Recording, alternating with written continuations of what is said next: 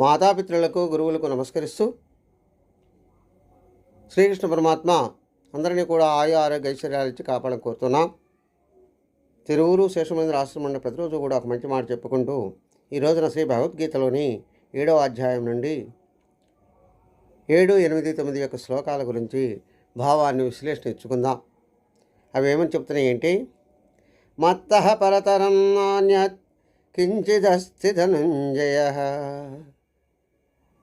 మయీ సర్వమిదం ప్రోతం సూత్రే మణిగణాయవా అని తెలియజేస్తుంది. అర్జున, అట్టి పరమాత్మనైన నాకంటే మించిన కారణం మరొకటి ఉండదు, మరొకటి లేదు.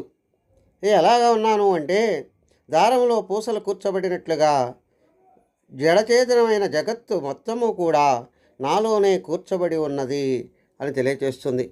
అదేవిధంగా ఇంకా ఏమని చెప్తున్నాయి ఏంటి?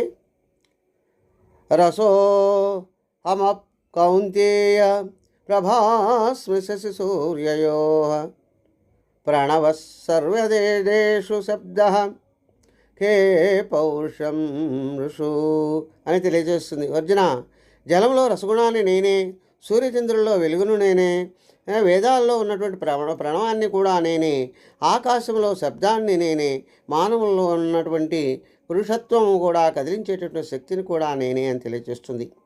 ఇంకా ఏమని చెప్తున్నాయి అంటే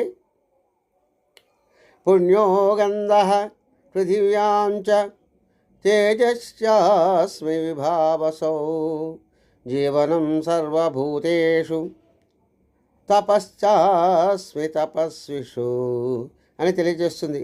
నేను భూమిలో సువాసనగాను, అగ్నిలో వెలుగుగాను, జీవులలో ప్రాణంగాను, తామసులలో తపశ్శక్తిగాను ఉన్నాను.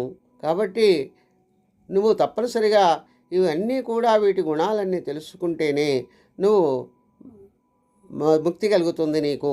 కాబట్టి సంశయాలు తీరుతాయి కనుక నువ్వు తప్పనిసరిగా వీటి గురించి తెలుసుకోమని తెలియజేస్తూ ఉంది.